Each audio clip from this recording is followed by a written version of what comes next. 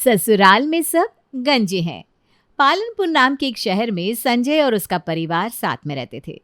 संजय की बेटी प्रिया की उम्र अब शादी की हो चली थी और वो बेहद खूबसूरत लंबे घने बालों वाली लड़की थी।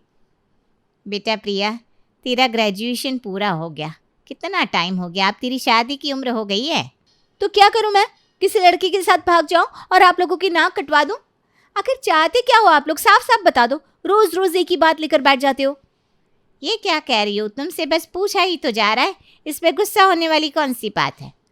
वही जो आप सुनना नहीं चाहती। रोज का ही हो गया ये शादी शादी शादी। थक गई हूं मैं सुन सुनकर।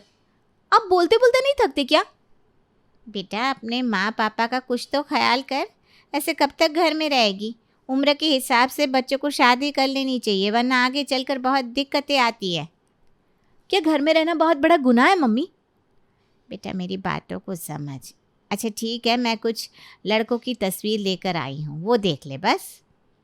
सावित्री प्रिया को कुछ लड़कों की तस्वीर दिखाती है, लेकिन प्रिया को उनमें से कोई भी पसंद नहीं आता। वो मुंह बनाकर कहती है, माँ ये लड़का पसंद है, ये मोटा तोंडू कहीं का। अरे मोटा कहाँ है, बस हेल्थ थोड़ी अच्छी है। आजकल के लड़के खाते पीते घर के होते हैं तो थोड़ा बहुत पेट निकल आता है, लेकिन वैसे तो अच्छा है ना। हेयर बलून लग रहा है पूरा। इसके नीचे आग लगाओगी ना तो उड़ जाएगा। और आप इसको अपना दामाद बनाने की सोच रही हो। अच्छा चल छोड़, ये लड़का देखिए तो बिल्कुल राजकुमार है। और इसकी हाइट देखो, मुझसे सीढ़ी लगाकर बात करनी पड़ेगी इसे। अरे माँ, आपने कभी सुना है बोना राजकुमार? और तुम किसी को भी राजकुमार कह रही हो? किस एंगल से राजकुमार है ये? हर किसी में बस कमी निकालती रहेगी क्या? ऐसे तो हो चुकी तेरी शादी एक अच्छे घर में बेटा। माँ, अच्छा लड़का दिखाओगी तो कमी मैं क्यों निकालूंगी? सिर्फ शक्ल से अच्छा होना ज़रूरी नहीं होता बेटा, इंसान का मन भी देखना चाहिए। ये आखिरी तस्वीर देख ले। माँ, टकला। टकला मतलब प्रिया जिसके इतने लंबे खूबसूरत बाल है, वो इस टकले से शादी करेगी? क्या माँ, तुम भी ना। फिर कहती हो मैं रिश्तों के लिए मना कर देती हूँ। ऐसे किसी का मजाक नहीं उड़ाते प्रिया, क्या पता किस वजह से बाल उड़ गए हो। माँ, लोग क्या बोलेंगे? बाल वाली लड़की का गंजा पति। नहीं माँ, कुछ भी हो जाए, लेकिन ये तो बिल्कुल नहीं। पढ़ा लिखा और अच्छा कमाई करने वाला लड़का है, पिता का बिजनेस है, कार बंगला पैसा सब है, महारानी बनकर रहेगी तू वहाँ। तो इन सब के कारण पूरी ज़िंदगी बर्बाद कर लूँ अपनी, एक टकले से शादी कर लूँ? नहीं नहीं, तू कुछ मत कर। किसी की किस्मत में रानी बनना नहीं लिखा होता ना, तो वो नौकरानी बन के ही रहता है उम्र भर। सावित्री के दिखाए अक्सर हर लड़की का प्रिया मजाक बनाया करती। प्रिया की उम्र इतनी ज़्यादा हो चुकी थी कि आस पड़ोस वाले भी सावित्री से बोलने लगे थे। सावित्री बहन जी, बुरा मत मानिएगा, पर लड़की जवान हो गई है, अब इसकी शादी करवाइए। ऐसे अच्छा थोड़ी ना लगता है कुंवारी लड़की को घर में रखना। बहन जी क्या बताऊँ, न जाने कितने लड़कों की तस्वीर दिखा दी, पसंद ही नहीं करती किसी को। मैंने तो हार मान ली है। अब तो भगवान ही कुछ करे। आप पता करिए इसका कोई अफेयर तो नहीं है ना, कहीं इसीलिए ये शादी को मना कर रही हो।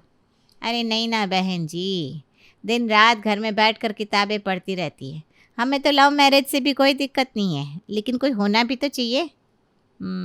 आप फिर भी सावधान रहिए, लड़कियों का मामला ना गंभीर होता है। बहन जी अब आप ही कुछ बताइए, कैसे समझाऊं इस लड़की को मैं? आप कोशिश करिए पहले ये पता करने की कि प्रिया का कोई बॉयफ्रेंड तो नहीं है। अगर होगा तो शादी तो हम देख समझ कर ही कराएंगे। बहन जी पहले पता तो करिए, अगर बॉयफ्रेंड होगा तो आपका रास्ता थोड़ा आसान हो जाएगा। बात तो आप बिल्कुल सही कह रही हैं बहन जी। वैसे भी जवान लड़कियां ना खुली तिजोरी जैसी होती है, इसलिए जल्द से जल्द उसके हाथ पीले कर देने चाहिए। सावित्री अपने पड़ोसन की बात मानकर प्रिया से बात करने का मन बना लेती है। प्रिया, तुझसे एक बात पूछूं? माँ नहीं, दोस्त समझ कर जवाब देना बिटिया। माँ, फिर से कोई लड़की की तस्वीर तो नहीं लेकर आई हूँ ना? अब मैं नहीं देखने वाली। अरे नहीं बेटा, मैं तो कुछ पूछना चाहती हूँ। हाँ हाँ, पूछिए ना, क्या बात है? तेरा कोई दोस्त है क्या, कोई अच्छा दोस्त? हाँ, दोस्त तो बहुत सारे हैं। नकुल है, राजेश है, अर्जुन है।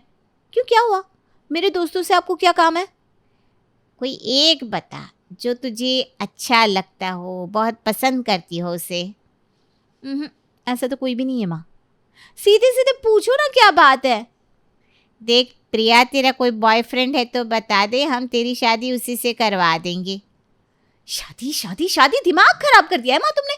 दिन भर तुम्हारे साथ ही रहती हूँ, तुम्हें पता नहीं है कि मेरा बॉयफ्रेंड है भी या नहीं। अरे गुस्सा मुझे भी करना आता है, बच्चों को क्या पता माँ बाप को क्या क्या सुनना पड़ता है। कोई बात पूछ लो तो बस सर पे चढ़ जाते हैं। तो क्यों सुनती हो सबकी बात, मत सुनो। देख प्रिया, आखिरी बार पूछ रही हूँ, तुझे कोई पसंद है तो बता दे मुझे।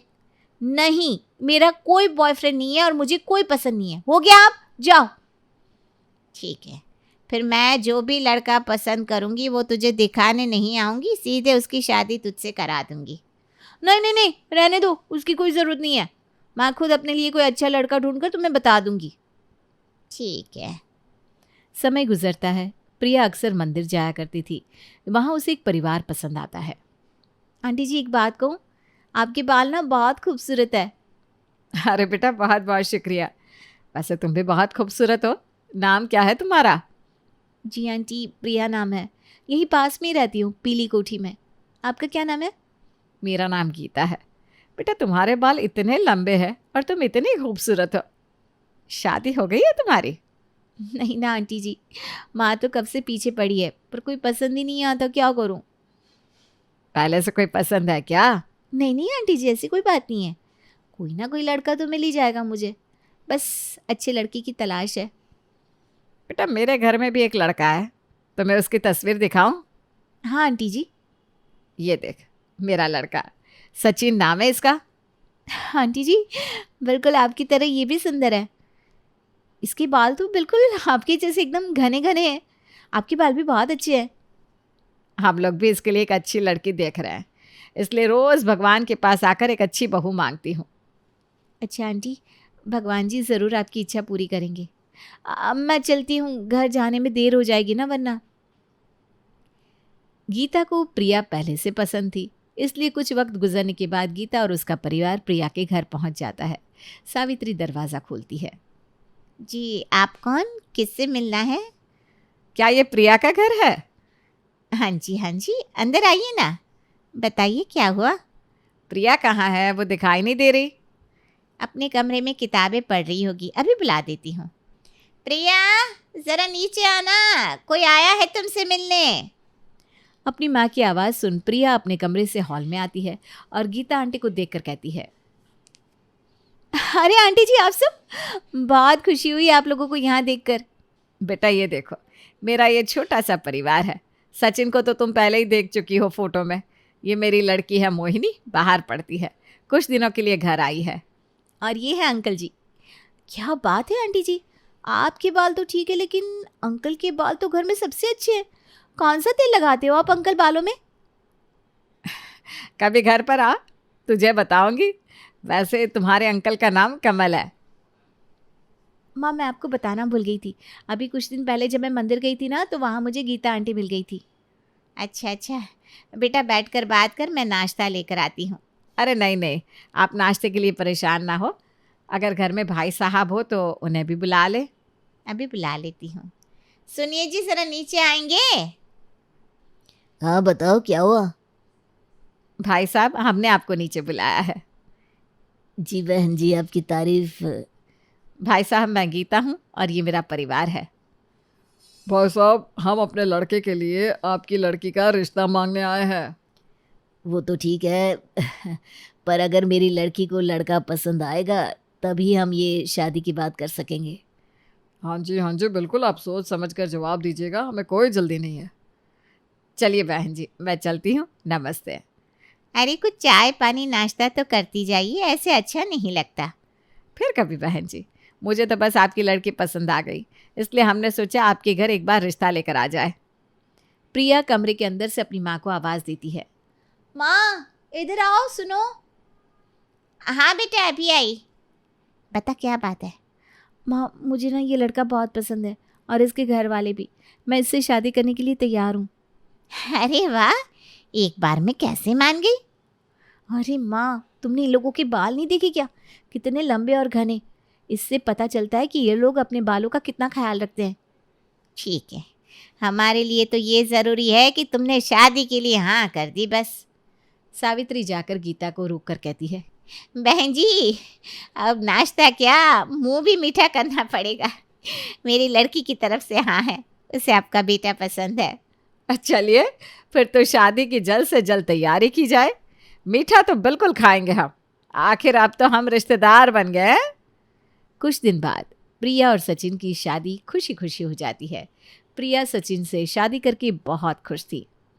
तुझे अपनी बहू के रूप में देखकर आज मैं बहुत खुश हूँ। तुझे पहली नज़र में देखकर ही मैं समझ गई थी कि तू ही मेरे घर की बहू बनेगी। अब से ये घर तेरा हुआ। मम्मी जी, आप सब बहुत अच्छे हैं। मैं कभी आप लोगों को शिकायत का कोई मौका नहीं दूंगी। भाभी आप चिंता ना करो, अगर कोई गलती हो भी गई आपसे तो हम ठीक कर देंगे, क्योंकि अब हम एक ही परिवार हैं। हाँ, मोहिनी ने बिल्कुल सही कहा। बहुरानी, आज तो रसोई का पहला दिन है, कुछ मीठा तो खिलाओ। पापा जी खीर खाएंगे या हलवा?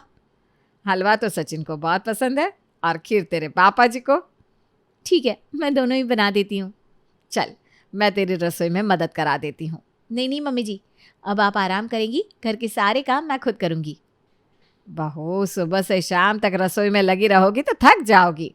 मम्मी जी, मुझे अगर आपकी ज़रूरत होगी तो मैं आपको खुद बुला लूँगी। ठीक है बहू, तो इतना कह रही है तो नहीं आऊँगी तेरे साथ।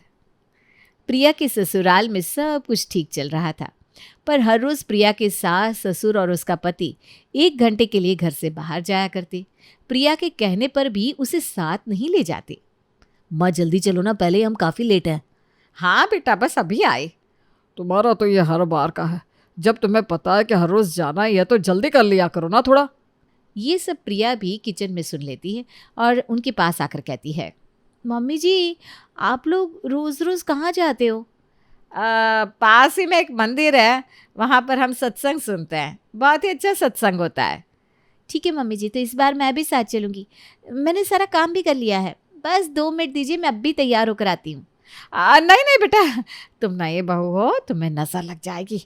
तुम्हें अभी ज़्यादा बाहर नहीं जाना चाहिए।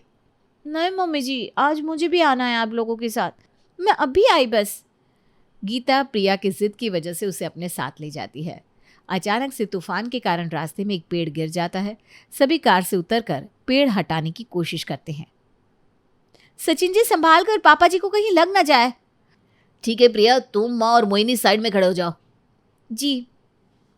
तूफान में अचानक से गीता और उसके परिवार के नकली बाल हवा में उड़ जाते हैं।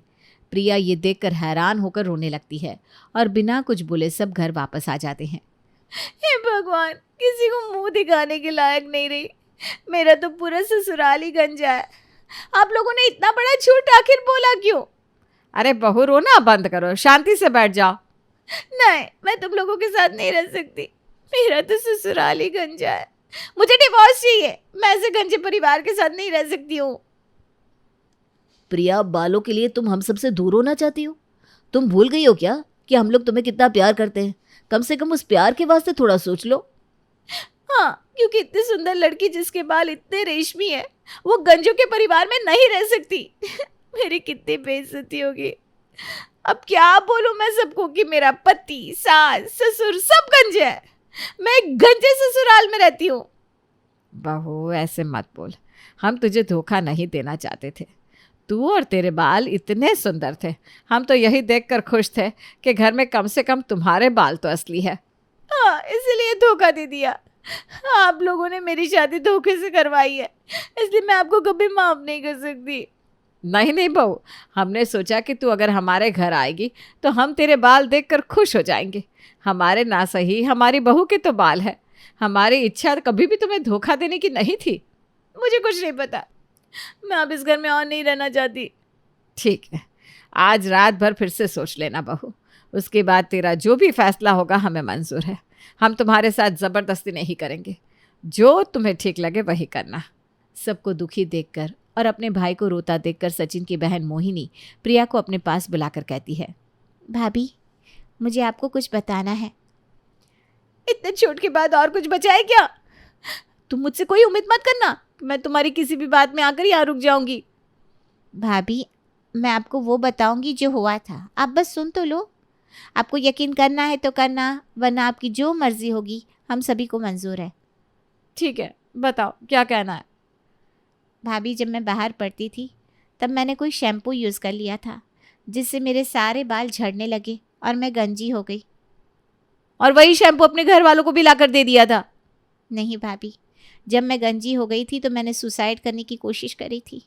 मुझे बचाने के लिए मेरे घर वालों ने बिना कुछ सोचे समझे अपने बालों का बलिदान दे दिया और सब गंजे हो गए ताकि मुझे हिम्मत दे सके। बिना ये सोचे कि समाज के लोग उन्हें क्या बोलेंगे, उन्हें बस मेरी फिक्र थी। लेकिन आज मेरी वजह से मेरा भाई का घर टूटने पर आ गया है। क्या तुम सच कह रही हो? हाँ भाभी, मेरे घर वाले इसीलिए हर बार पार्लर जाकर अपना बाल कटवा कर टकले हो जाते थे ताकि मुझे जीने की उम्मीद मिलती रहे। भाभी, मुझे जो कहना था मैंने कह दिया, अब आगे आपकी मर्जी है, आपको जो सही लगे आप वो करो। मोहिनी प्रिया को सब बताकर वहाँ से चली जाती है। अगले दिन सुबह टेबल पर नाश्ता रखा हुआ देखकर सब हैरान रह जाते हैं। अरे बहू, तू सच में रुक गई, मुझे यकीन नहीं हो रहा। तूने हमें माफ़ कर दिया बहू। मुझे सब पता चल गया है मम्मी जी। एक बेटी की जान बचाने के लिए सबने बिना सोचे समझे अपने बालों का बलिदान दे दिया। मैं कितनी बेकार हूँ जिसे सिर्फ और सिर्फ घमंड है बिना किसी बात का। मुझे अपनी गलतियों का एहसास हो गया है। मेरे लिए सबसे ज़रूरी आप लोग हैं और कुछ नहीं चाहिए मुझे। बहू हो तो ऐसी। हाँ बहू, मेरे गले लग जा बेटा। प्रिया अपनी ननद के लिए उसके बाल वापस लाने की जी जान से कोशिश में लग जाती है और काफ़ी कोशिशों के बाद और भाभी के प्यार से मोहिनी के बाल वापस आ जाते हैं।